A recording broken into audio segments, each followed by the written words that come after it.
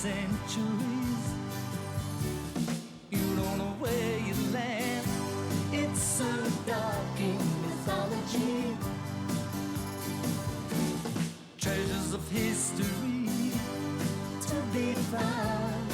Hear the legends of time. All the handiworks remain. Only the dream away.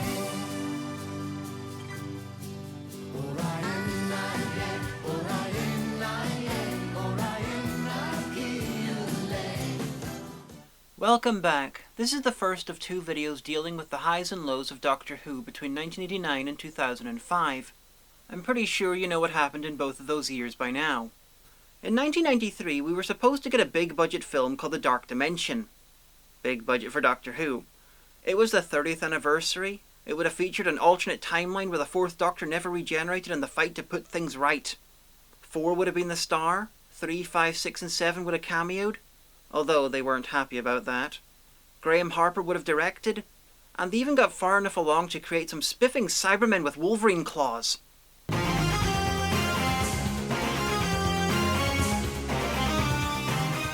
But as per usual, the project was shut down because of BBC shit. And we got Dimensions in Time instead to celebrate the 30th anniversary. It's a 12-minute abomination where the Rani has captured papier-mâché busts of Doctors 1 and 2. Doctor 4 is being filmed by himself because he's Tom Baker, and 3, 5, 6 and 7 are being chased by whatever monsters the BBC hadn't junked in 3 different time periods of fucking EastEnders. A London set soap opera seen here being fictional An Army of Ghosts. The only spirits I'm serving in this place are gin, whiskey and vodka. And when I point to Army of Ghosts as being the more rational of something's 2 appearances in Doctor Who, you know there's a problem.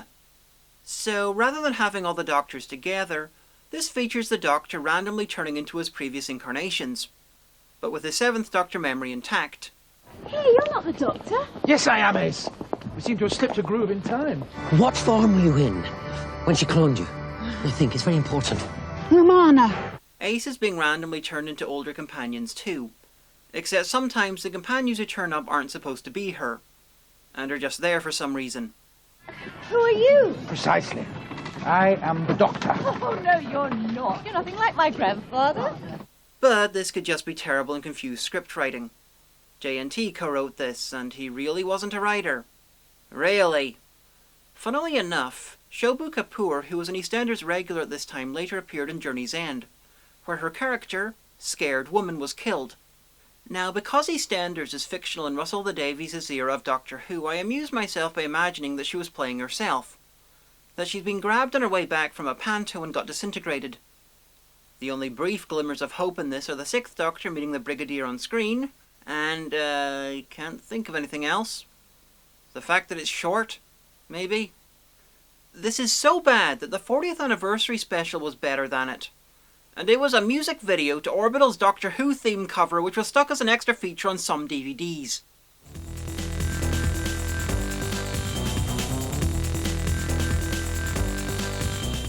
Next up is Doctor Who, aka Doctor Who the Movie, aka the TV movie, aka The Enemy Within, aka the one with Paul McGann, aka the first one with Paul McGann, aka The American Thing. What? Okay, my script editor has just handed me a new piece of script. Okay, Alan, for you. AKA that piece of crap with the Pertwee logo stuck on it. Story-wise and in practical terms, this is the bridge between classic and new Who. The 7th Doctor, he who planned the genocide of galaxy-spanning races, is shot because he didn't think to check the scanner before he stepped out of the TARDIS. And honestly, I can't blame him. If I had a TARDIS that good looking, I wouldn't waste time looking at dark alleys outside it either. He regenerates because of surgical malpractice. And after he regenerates, he seeks the surgeon out, and 8 and Grace, the surgeon who killed 7, get romantically involved. Oh, you killed me, how romantic! The romance, not the romancing the person that killed him, just the romance was, believe it or not, extremely controversial at the time. Imagine a fandom made up mostly of me, and that's how people reacted.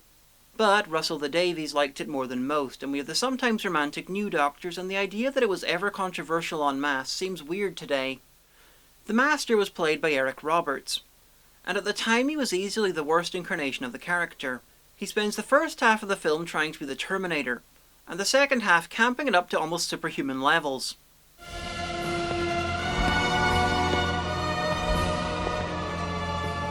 I always dress for the occasion. Well, I'm glad to see that you are aware of the gravity of the situation.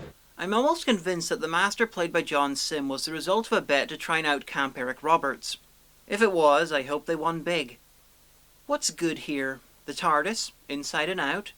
The faux orchestral music was a nice change from the electric weirdness we'd had previously, as overdone as it is now. And it's great seeing McCoy again. And McGann is fine. What's bad? Much of the rest of it. The scripting isn't good. It introduced the idea that the Doctor is half human, an idea that was quickly dropped. The guest cast weren't great, and the whole thing is just so 90s it's distracting. This is a good place for New Who fans to ease themselves into an older incarnation of the show. And no, it doesn't explain what happened to Ace. And don't go looking for answers in the other media. There's about 15 different possibilities. The Curse of Fatal Death happened in 1999, and it's the first piece of Who written by Stephen Moffat. It's a half-hour comedy episode done for charity and features all these future Moffatisms. A time-bending, non-linear story. How can he be here? He just fell in the sewers. And why is he so much older? Because it's taken me 312 years to climb out of those sewers. And then naturally you found your TARDIS and travelled back in time to the present day. The Doctor marrying. And so I have decided to retire. Settle down. And get married. What? Time Lords being able to change sex when they regenerate. Your mother's going to get a bit of a surprise at the wedding, isn't she? Do you think we'll both wear white? A hypersexualized female character. And of course, my sonic screwdriver. Oh, look, it's got 3 settings. Doctor, stop that! The Doctor being totally, definitely dead, but not. It's impossible. Beyond all known laws of the universe. Maybe even the universe can't bear to be without the Doctor. By the way, that last one doubles as random, ill-thought-out fairy tale logic. Whenever I accuse Moffat of having a limited selection of ideas, I'm not trying to be mean. He's been pretty much doing the same stuff for 15 years on and off, just changing the order every so often. The non-canon Ninth Doctor meets up with the Master to tell him that he's going to retire and marry Emma, his companion. Unfortunately, the Master doesn't take it too well, and there's duels over who better bribed the architect of the castle that they're standing in thousands of years ago, and therefore will be able to succeed. Naturally. I anticipated your traveling back in time, so I traveled back in time to an even further point. And I bribed the architect first. Well, naturally I anticipated your journey back to it. The Master spends hundreds of years in the castle sewers, several times, and always comes back to the moment just after he was knocked in to continue the fight, and eventually brings the Daleks along. The Doctor gets killed a bunch of times in this. 9 is played by Rowan Atkinson, 10 by Richard E. Grant from Scream of the Shalka and Season 6 of New Who, 11 by Jim Broadbent, who like Richard E. Grant has played 2 non-canon incarnations of the Doctor, 12 by Hugh Grant, who so impressed Russell T Davies with his performance that he was offered the role in 2005 but turned it down, and 13 by Joanna Lumley, who decides to shack up with the Master because it's as true then as it is now. Moffat sees no issues with Time Lords having a sex life, or changing sex, but all sex they must have must be heterosexual regardless of the sex they currently are. Tell me, why do they call you the Master? I'll explain later.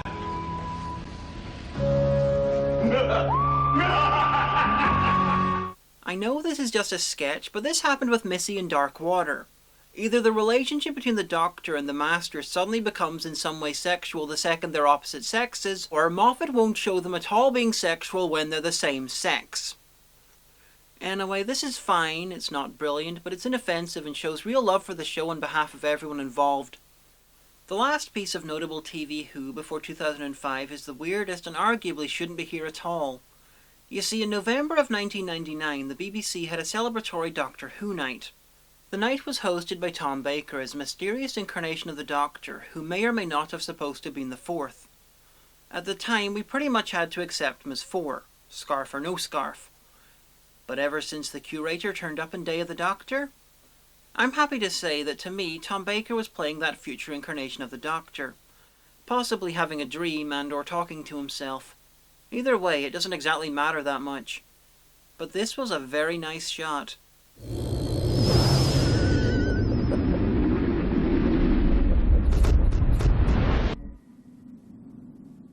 Join me for the last part of the guide when I'll talk about Doctor Who audio, books and internet animations.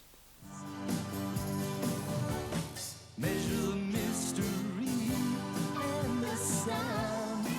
Without taking up time. So the handiworks remain. Only a dream around.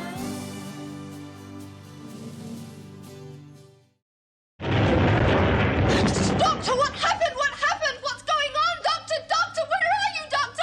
Oh, what's happened? What happened, Doctor? Doctor, Doctor, you changed. Oh, Doctor, what's happening? What's happening, Doctor? What? Curry! What? Shut up!